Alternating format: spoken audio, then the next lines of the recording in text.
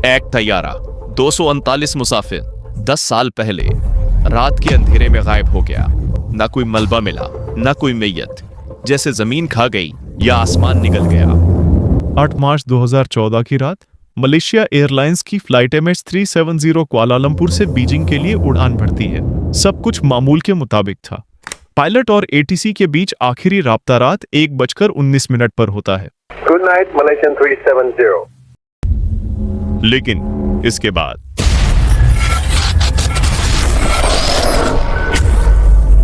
तैयारा राजदराना तरीके से रडार से गायब हो जाता है। पहले यह समझा गया कि सिर्फ रडार सिग्नल में खराबी है, लेकिन जब सुबह होती है और तैयारा बीजिंग नहीं पहुंचता तो दुनिया में खलबली मच जाती है। शुरू में तैयारे को साउथ चाइना सी में ढूंढा गया, मगर कुछ नहीं मिला। फिर मालूमात आती है कि तैयारे ने अपना रास्ता बदल लिया था और वो इंडियन ओशन की तरफ जा रहा था। अब सवाल ये था, क्यों, किसने और कैसे इस तैयारे को अपने रास्ते से भटका दिया। यहां से शुरू होता है दुनिया का सबसे महंगा और सबसे तवील सर्च ऑपरेशन, जिसमें कई मुल्कों ने अपनी तमाम तर कुव्वत लगा दी। जब तैयारा रेडार से गायब हुआ तब उम्मीद की एक छोटी सी किरण बाकी थी। वो थी इनमारसेट सैटेलाइट से आने वाले सिग्नल्स। दरअसल तैयारे के इंजन्स में एक खास सिस्टम होता है जो हर घंटे खुद ब खुद एक सैटेलाइट को छोटी सी पिंग भेजता है। लेकिन माहिरीन ने इस पिंग के टाइम और सैटेलाइट तक पहुंचने के एंगल को इस्तेमाल करते हुए एक नायाब तरीका निकाला। उन्होंने पता लगाया कि तैयारा इनमारसेट सैटेलाइट से कितना दूर हो सकता है, और इस तरह इन्होंने एक आर्क बनाया, एक बड़ा सा गोल दायरा, जिस पर तैयारा उस वक्त मौजूद हो सकता था जब उसने आखिरी पिंग भेजी। इस डेटा ने एक शॉकिंग बात बताई। तैयारा साउथ इंडियन ओशन में ऑस्ट्रेलिया के मगरिब में एक बहुत बड़े एरिया की तरफ जा रहा था। इस एरिया को 7th आर्क कहा गया, लेकिन ये सिर्फ एक दायरा था। उसके अंदर तैयारा कहां गिरा, ये एक अलग पहेली थी। इस मालूमात के बाद दुनिया का सबसे महंगा और तवील समुद्री तलाशी ऑपरेशन शुरू किया गया। माहिरीन ने समंदर की गहराइयों को खंगाला, सोनार और हाईटेक रोबोट्स का इस्तेमाल किया। लाखों मुरब्बा किलोमीटर्स का एरिया छान मारा गया, मगर जो मिला वो और उलझन पैदा करने वाला था।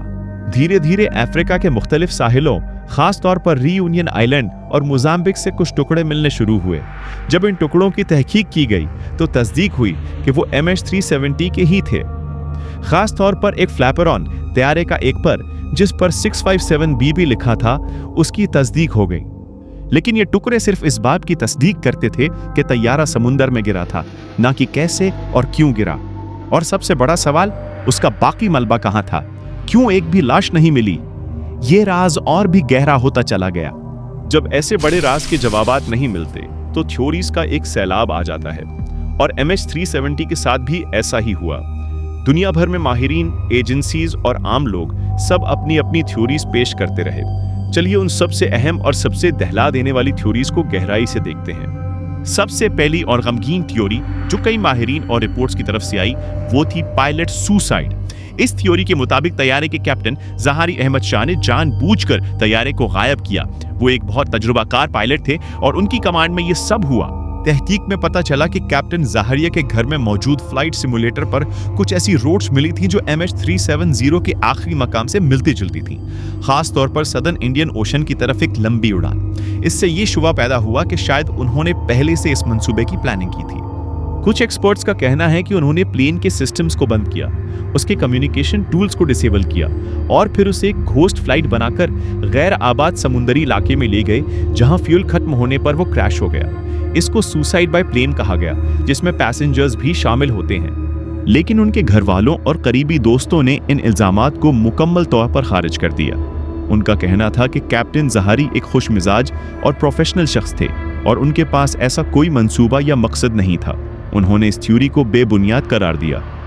दूसरी अहम थ्योरी ये कि तैयारे में कोई शदीद आग लग गई थी या कोई बड़ा मैकेनिकल फेलियर हो गया था। शायद कॉकपिट में आग लगी हो या तैयारे के कार्गो होल्ड में। MH370 में 220 किलो लिथियम आयन बैटरीज का एक कंसाइनमेंट था जो कि आग पकड़ने में बदनाम है। अगर कार्गो होल्ड में आग लगी होती तो वो तेजी से तैयारे के सिस्टम्स को तबाह कर सकती थी और पायलट को बेहोश कर सकती थी। इस थ्योरी के मुताबिक पायलट ने शायद इमरजेंसी लैंडिंग की कोशिश की, लेकिन सिस्टम्स फेल होने की वजह से वो कंट्रोल खो बैठे। तैयारा फिर घोस्ट फ्लाइट बनकर ऑटोमेटिक मोड पर उड़ता रहा जब तक फ्यूल खत्म नहीं हो गया और वो समुद्र में गिर गया। लेकिन इस थ्योरी में भी एक बड़ा नुक्स है। अगर इतना बड़ा फेलियर था तो पायलट ने कोई इमरजेंसी कॉल या मेडे सिग्नल क्यों नहीं भेजा? क्या आग इतनी तेजी से फैले कि उन्हें वक्त ही नहीं मिला, या कम्युनिकेशन सिस्टम्स पहले ही खराब हो चुके थे? एक और दहला देने वाली थ्योरी जो गायब होने के फौरन बाद बहुत मशहूर हुई वो थी हाईजैकिंग या टेररिज्म। हो सकता है किसी ने तैयारे पर कब्जा कर लिया हो, या तो दहशतगर्दों ने या फिर किसी अननोन गिरोह ने जिनका कोई सियासी या दीगर मकसद हो। इस थियरी के मुताबिक हाईजैकर ने तैयारे को अपने कंट्रोल में लिया, कम्युनिकेशन सिस्टम्स को बंद किया और उसे किसी ऐसे मकाम पर ले गए जहां वो गायब हो सके। शायद उसे किसी दूर दराज इलाके में लैंड कराया गया हो, या फिर उसे किसी मकसद के लिए इस्तेमाल किया गया हो। लेकिन इस थ्योरी में भी कई सवाल हैं। अगर यह हाईजैकिंग थी तो किसी ने जिम्मेदारी क्यों नहीं ली? कोई रैंसम या डिमांड्स क्यों नहीं किए गए? आज तक किसी ग्रुप ने इसकी कोई इत्तला नहीं दी, और ऐसे बड़े तैयारे को बिना किसी निशान के छुपा पाना लगभग नामुमकिन है। ये बात इस थ्योरी को कमजोर करती है। एक और थ्योरी जो पिछले कुछ सालों में तेजी पकड़ रही है वो तैयारे के कार्गो और एक पॉसिबल कवर अप से जुड़ी है। जैसा कि हमने पहले बात की तैयारे में लिथियम आयन बैटरीज का कंसाइनमेंट का, क्या उन बैटरीज में आग लगी लेकिन उसे छुपाया गया या इसका ऐलान नहीं किया गया? कुछ माहिरीन का कहना है कि शायद कार्गो होल्ड में कोई ऐसी चीज थी जिसे डिस्क्लोज नहीं किया गया था और उसमें कोई हादसा हुआ। उस हादसे को छुपाने के लिए या उससे बचने के लिए तैयारे को गायब किया गया, या फिर तैयारे को किसी सीक्रेट मिशन के लिए हाईजैक किया गया हो जिसका मकसद लो कार्गो हो। यह थ्योरी अक्सर कॉन्स्पिरेसी थ्योरीज के जुमरे में आती है क्योंकि इसके लिए कोई ठोस सबूत नहीं है। मगर लोगों के दिमाग में यह सवाल आज भी उठता है कि क्या इसमें कोई और पुरस्कार कुव्वत शामिल थी जिसे छुपाया जा रहा है?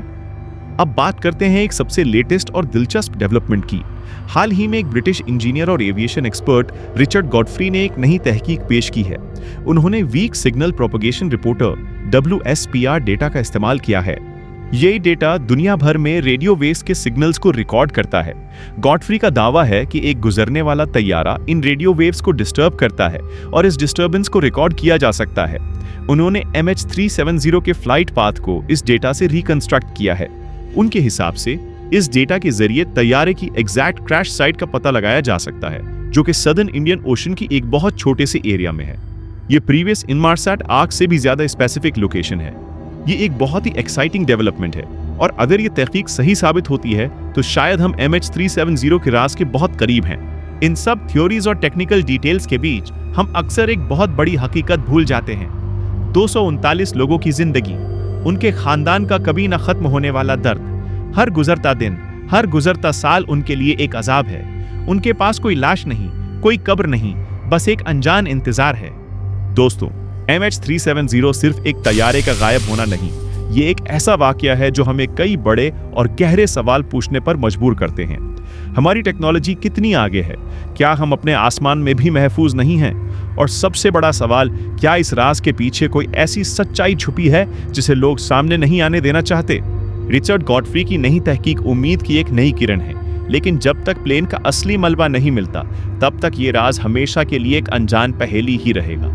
आप क्या सोचते हैं? क्या MH370 कभी मिलेगा, और इसके पीछे असली वजह क्या हो सकती है? आपकी नजर में सबसे कन्विंसिंग थ्योरी क्या है? अपनी कीमती राय कमेंट्स में जरूर शेयर करें। अगर आपको ये वीडियो मालूमाती और दिलचस्प लगी तो लाइक करें, शेयर करें और इस चैनल को सब्सक्राइब करना ना भूलें ताकि आप ऐसी मजीद तहकीकी वीडियोस देखते रहें। मिलते हैं अगली वीडियो में एक नए राज के साथ। खुदा हाफिज।